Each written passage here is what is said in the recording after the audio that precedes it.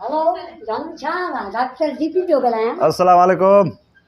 हिकिड़ो मिंट ॻाल्हायो था। वालेकुम सलाम।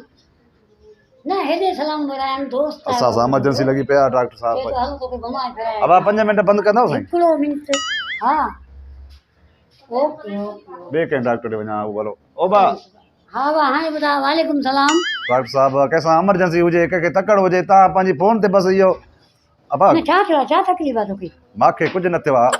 मांखे कुझु न थियो आहे। हेॾे त डॉक्टर साहब छो तोखे छा थी वियो आहे? मरीज़ किथे आहे? मरीज़ घर ॾे आहे। हा इमरजेंसी घणी आहे।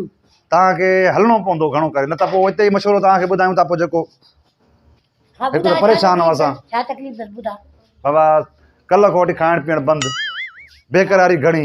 हा असली मां त चवां थो रड़ी वेदी त माना सॼे पाड़े जी निंड हराम आहे। हा ॿी ॿियो जेको आहे सो माना कमज़ोर घणी थी वई आहे। लॻे थो सॼी किरोना हिन वटि आई आहे। हलूं किरोना? हा बहरहाल हाणे ॻाल्हि ॿुधो हा तोखे हलणो पवंदो सामान जेको आहे पंहिंजो हिते अथई न मौजूदु दवाउनि वारो। हा मूंखे छो थो ॾिसे मूंखे कुझु न थियो आहे। पोइ कंहिंजी ॻाल्हि थो करे यार। घर ॾे मरीज़ आहे ता पोइ हलो न हलो। हिकु त असांजी गिराकी बि तोसां ॾिसंदो आहे ॿार बच्चो बीमार थींदो आहे डॉक्टर सां तो मां तव्हांजो फैमिली डॉक्टर हा। आहियां। शुरू में मां शाहरुख खान जो फैमिली डॉक्टर हुयमि पोइ सलमान खान जो हाणे तो चंद्र जो। हा अॻिते बहरहाल ॻाल्हि ॿुध हे हलंदो बि अथई या छड़ो ईअं खीची पाती घुमंदो आहे? मां मज़ाक थो कयां। पंहिंजे पंहिंजे दिलि ते रख मारे सां। अरे हेॾे दिलि ते रख त मार। सॉरी अल बाड़े हले थो एॾा इश्क कया थी ओ डॉक्टर मां छड़ो किन पे दिलि में ईअं बुग्स थी। हल हाणे मरीज़ ॿुधा हिकिड़ो मिंट हाणे हिकिड़ो मिंट हा सामान खणी हलो। बुखार मता हुजेसि अरे हे छो तो खणे था? बुखार चेक कंदो मान न हिन सां कंदेसि बाक़ी छा था कयां।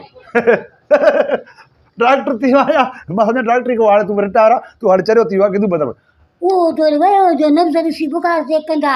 हाणे हे डॉक्टर जेके वात में ठीकु आहे मां सम्झां थो हे वात में हाणे तव्हां चेक कंदा हो हा पर उहो इंसान खे चेक कंदा हो न। हा पोइ पाड़नि पटिया में मुंहिंजी के तूं हे हणंदे जा मैं बाक़ी तूं छा यार मां सुठे हिकिड़ो मिंट तूं छो जानवरनि जो डॉक्टर थोरी आहियां मां। बाक़ी इंसाननि जो हल मुंहिंजो टाइम बि न आई मां हल पाण त जानवर लॻो पियो आहे सफ़ा